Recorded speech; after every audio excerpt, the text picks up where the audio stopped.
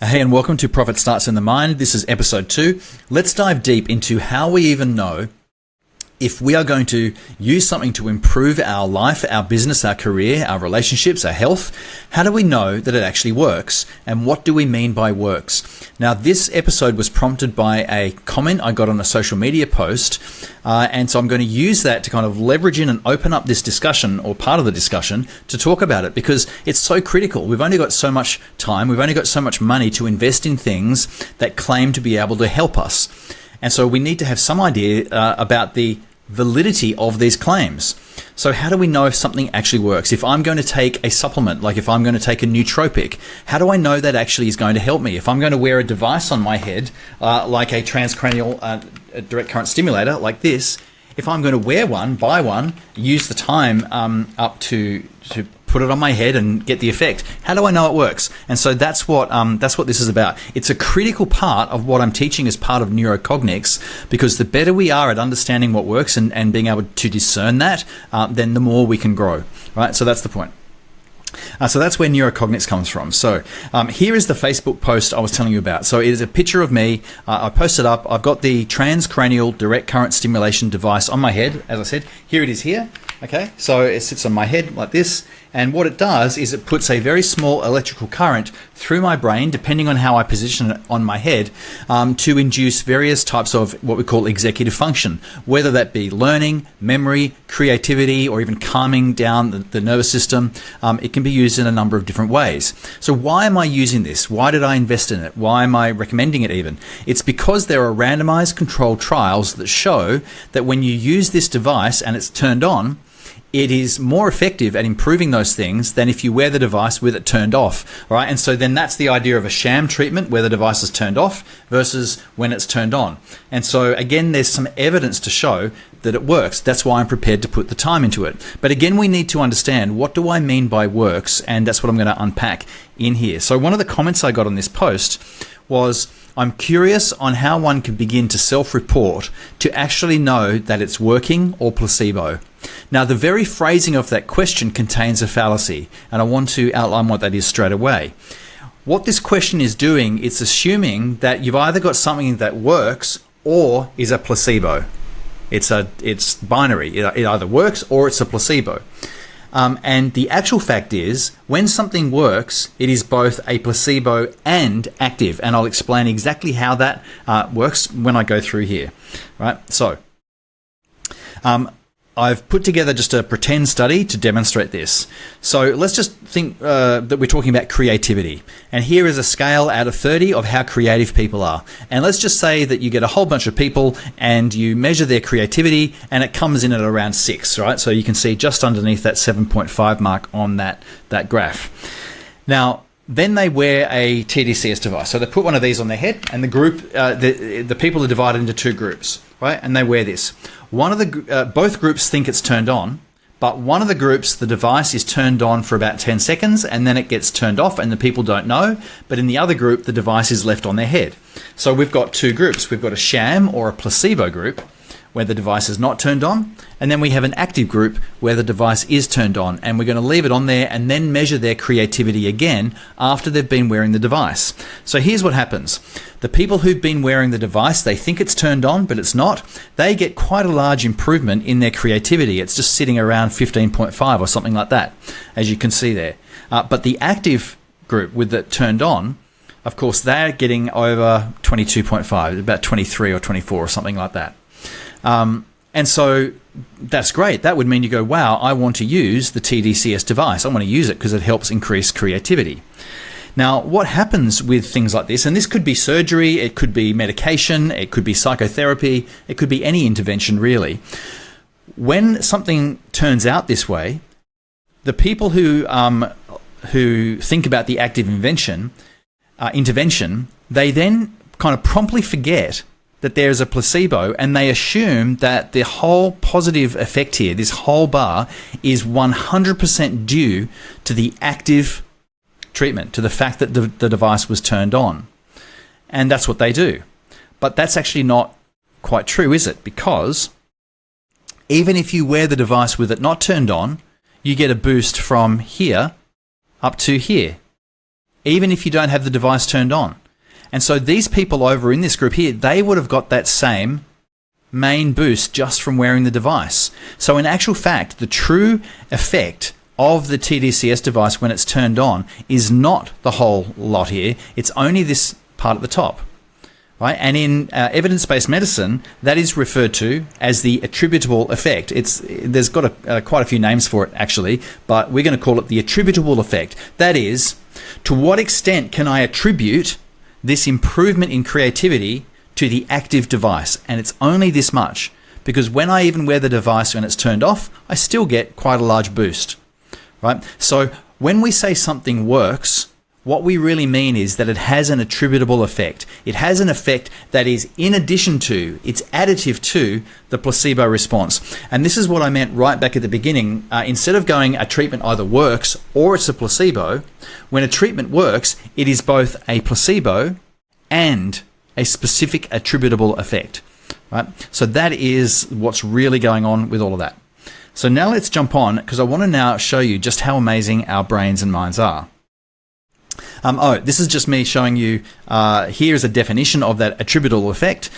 This is from Microsoft Edge, ChatGPT, saying the difference in the outcome of interest between the active treatment group and the placebo or control group in a randomized controlled trial, right? So it's the difference. It's not the full amount of the effect. It's only the difference between the active treatment and the placebo that is the attributable effect, right? So I think I've kind of rammed that home.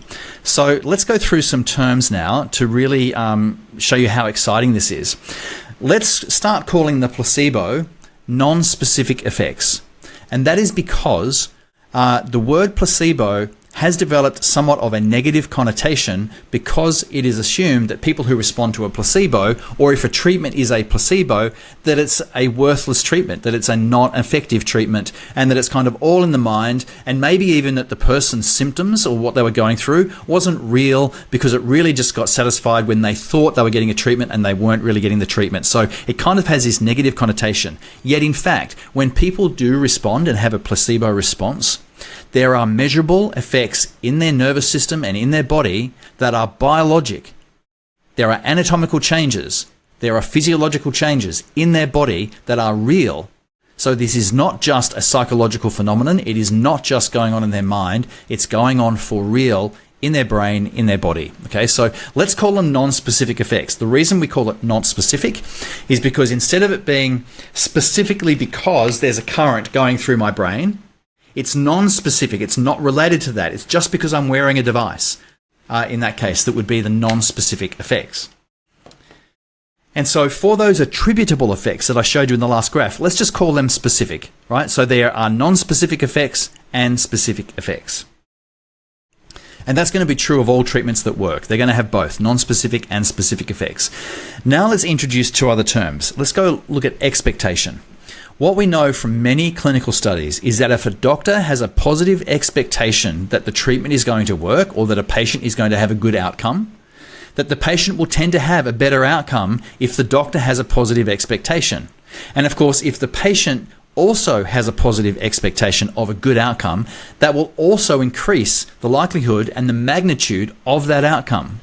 And so expectation plays a big role in the non-specific effects and how great they are. Now, this isn't unlimited. There is a ceiling effect. It can only go so far, but nevertheless, expectation is one of the things that impacts how big the non-specific effects are.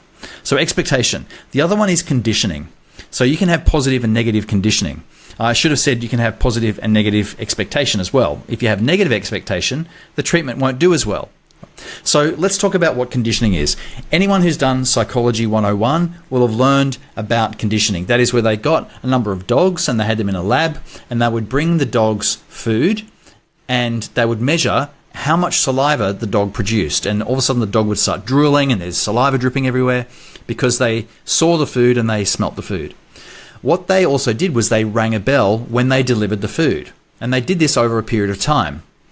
Then what they did was they just rang the bell without bringing the food and the dog still salivated. That's because the bell had conditioned the animal to respond in the same way as when they were brought food. Now, if anything is more dramatically showing you that the placebo effect is real, is the slobbery, slimy saliva coming out of a dog's mouth. That's nothing about the mind there. That is actually physical saliva dripping out of a dog's mouth because it heard a bell.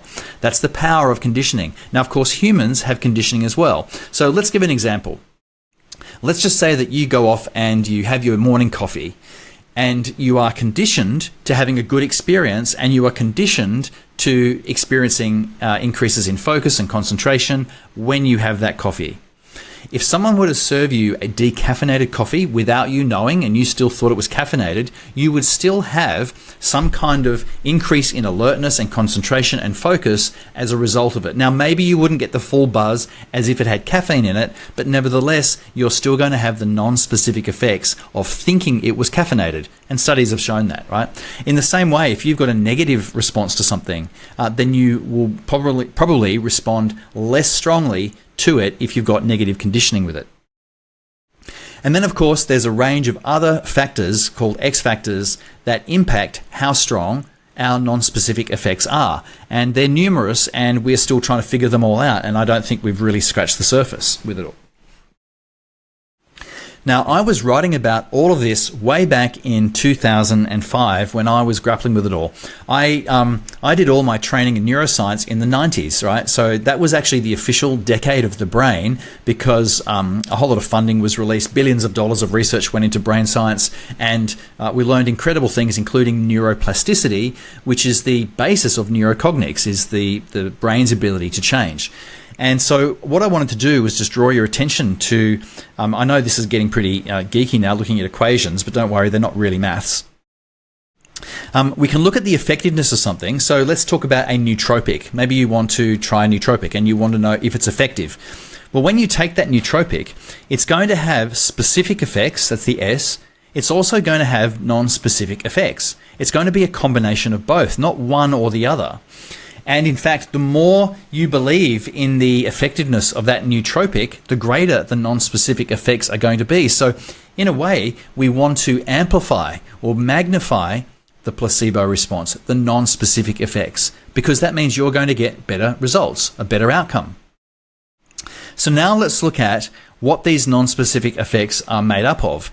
And so they're going to be roughly equal to the positive expectation you have for a result, minus any negative expectation you have, plus the positive conditioning you have, if you have any at all, minus any negative conditioning you've got, plus some other group of X factors that all impact eventually what the non-specific effects are for you. So that's kind of going way back into it. I think it's 20 years ago now, writing about that, but you can see just how critically important this continues to be. So that kind of finishes that up, but I wanted to now show you, where the brain fits into this. So here is a recent meta-analysis. I think it's a 2023 meta-analysis. So that is looking at a whole range of studies, not just one. I think there were about 603 total patients involved in this. And it was looking at the neural systems underlying placebo analgesia, right? So analgesia is pain relief or reduction in pain caused by placebo. So they're trying to look at what's going on in the brains. What are the neural mechanisms behind pain relief from placebo? And of course, my intention here isn't to show you the details of the paper, but just to show you that they did brain scans of all the people, and they looked at what was going on in their brains when they had a placebo response or a non-specific response. And they found that there were certain regions of the brain that were active when they were doing that. Right? And so again, this is a fascinating article to read if you're into this sort of stuff, and it just goes through and tells you which parts of the brain actually had the various impacts going on. And if we look at it, here's the brain, and so it was the front of the brain and the parietal aspects of the brain, so the sides of the brain and the front of the brain, that were active when people were experiencing a placebo response. And so if anything, what that tells you and drives home is the fact that we don't just have this mind that's isolated over here, and we don't just have a brain that's isolated over here. The two are merged together, and this whole presentation should really powerfully demonstrate that for you, is that the way our expectations, the way we've been conditioned, so our previous biases, they all play into the effect that we have have when we're trying any of these things to enhance our cognition, our executive function, our bodies, our relationships, all that kind of thing.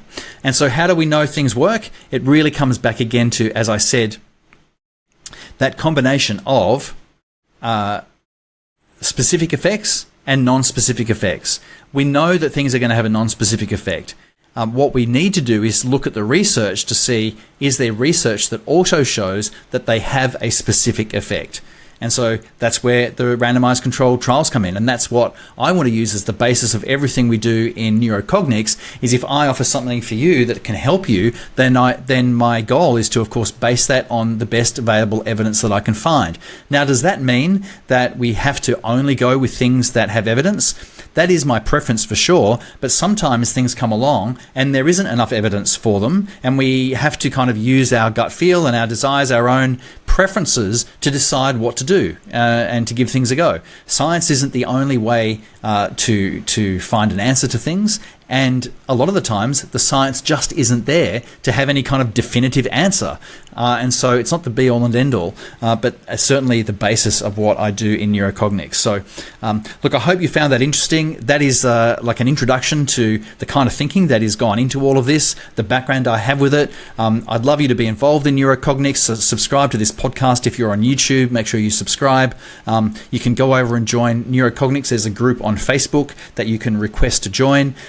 There is a book and a training along with NeuroCogniX. It's the NeuroCogniX model of mental wealth. And there's a whole lot of other trainings and workshops I'm doing throughout this year that you're going to have access to that will help you improve the profit in your business and your growth as a person. So loved having you around. Thanks for watching, and I'll catch you in the next one.